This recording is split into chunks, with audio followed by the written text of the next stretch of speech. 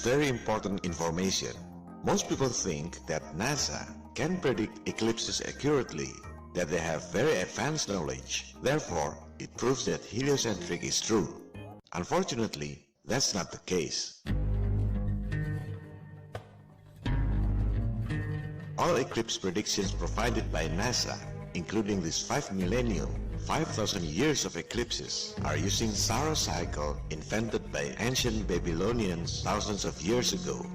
Both solar and lunar eclipses are so predictable because they always repeat in a cycle of 18 years, 11 days and 8 hours. It's called solar cycle and it has nothing to do with heliocentric.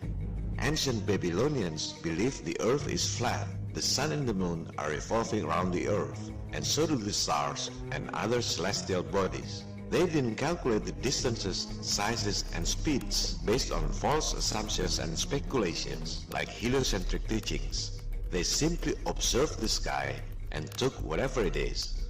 With that paradigm, they can predict eclipses accurately. Such predictions are impossible to be done using heliocentric model.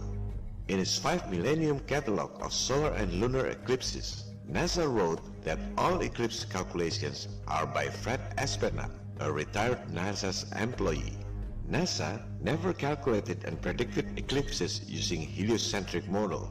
They simply hired the best Saros researcher, their retired employee, Fred Espenach, to calculate and predict eclipses using ancient Babylonians method that has nothing to do with heliocentric. NASA even wrote that Fred Espenach is responsible for the accuracy of those 5,000 years catalog of eclipses.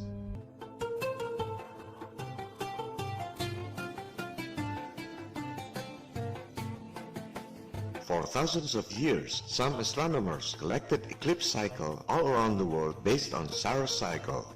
They have started to do this long time before NASA was established in 1958. Astronomers like Fred Espenach simply collected eclipse database from other local astronomers all around the world. As you see in this table, it's made by other astronomer G. Vandenberg in 1955. That's what Fred Espenach did. He is a very good Saros researcher. Why would NASA need Saros cycle if they can calculate eclipses using heliocentric math? Obviously, because they can't. A bunch of mathematical assumptions when combined together to calculate eclipses, they just don't add up.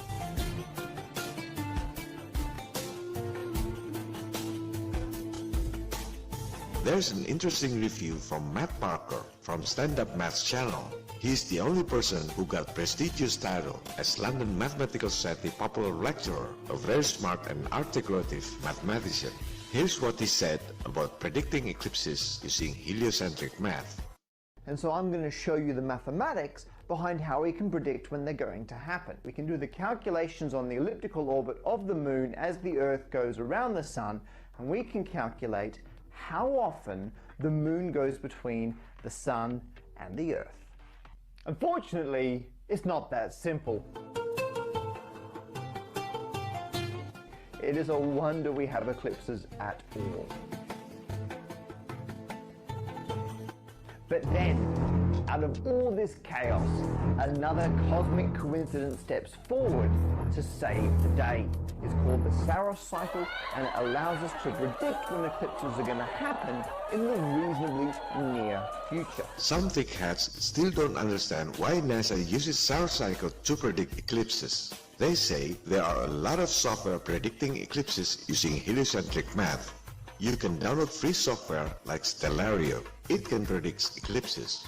Well, if a free software can predict eclipses with heliocentric model, then why NASA, with $19 billion budget per year, can predict eclipses using heliocentric model?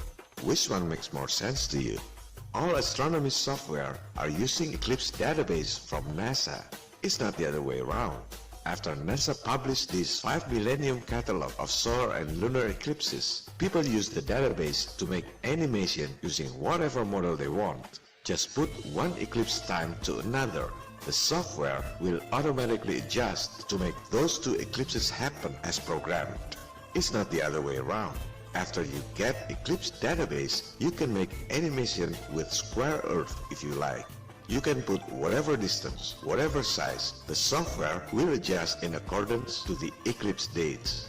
Some thickheads even try to run from reality by saying NASA provides a software in its website to predict eclipses. Look at this database used by NASA. 5,000 years catalog of solar eclipse database. You can choose what year, what eclipse type, duration, and oops, it's Saros cycle, not heliocentric math.